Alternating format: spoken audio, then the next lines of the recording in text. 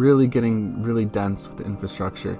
This is the air vents, which is another big question mark. This might even be a little bit larger than what it is. That's going to be very, very important, is airflow. A very large question mark.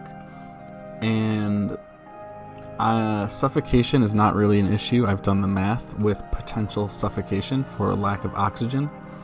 We don't have to worry about that. What's more likely is odor. Like there'd be like some kind of lingering smell in the arcology. Like people would be like, oh man, this smells like arcology. Or like smells like an arcology. Like a mild body odor smell would be kind of a worst case scenario.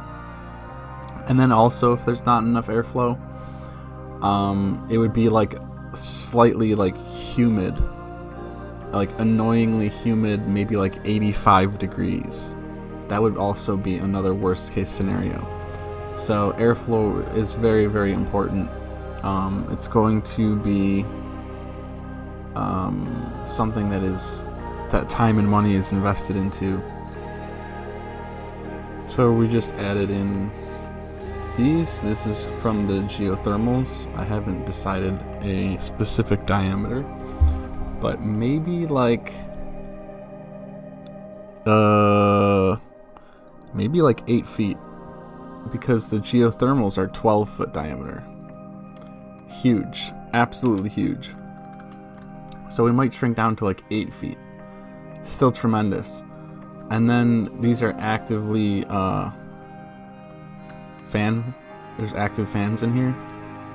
And then this is quite long, also active, pushing air, forcing air in. This might be 4 feet. So we go from 12 to 8 to 4. And then these are passive right here. All of these and all of these hexagons. And this might be like 2 feet, something like that. So the air pressure in arcology will be more than 1 atmosphere because of all of these fans. All these fans are forcing extra air into arcology, which creates a pressure differential between arcology and the outside atmosphere. And then these tubes, they're kind of like snorkels. Think about how a snorkel works.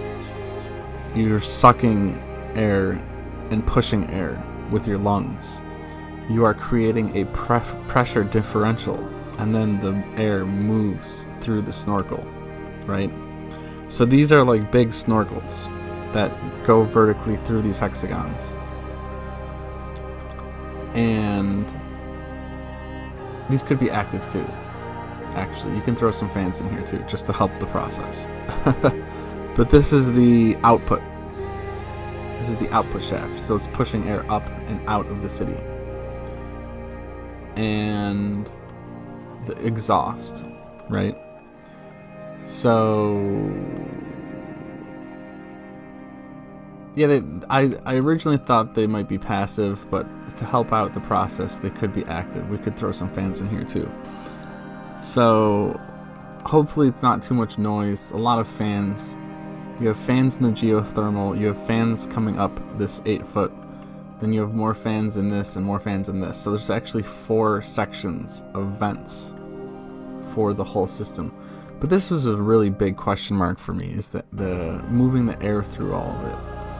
And then from here, this high pressure area out the exhaust shafts, this is more like diffusion. It just kind of diffuses through these walls. So when you open a door in arcology, especially in this area, there will actually be like a passive gust of wind moving from high pressure areas to low pressure areas. Really fascinating. It's kind of like a CPU case, right? You have your intake and you have your exhaust. The intake is the geothermal, and the exhaust is these snorkels. and all of the air gets pushed out of the roof, essentially. So, really big question mark, also now solved.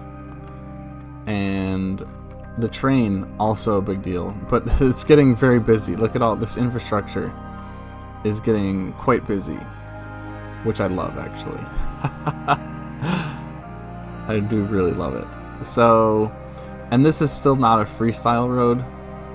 A freestyle road would look very similar, except the road is not straight. It would wind around. It could wind around through these hexagons. It can even go over here into this hexagon. It just winds and winds and winds and winds. You could even get lost on a freestyle road, which I think is going to be very exciting. Anyway, I'm really getting off topic now. I didn't even intend to discuss the vent system, but here we are. I'm gonna wrap it up there, and remember, a single dream is more powerful than 1,000 realities.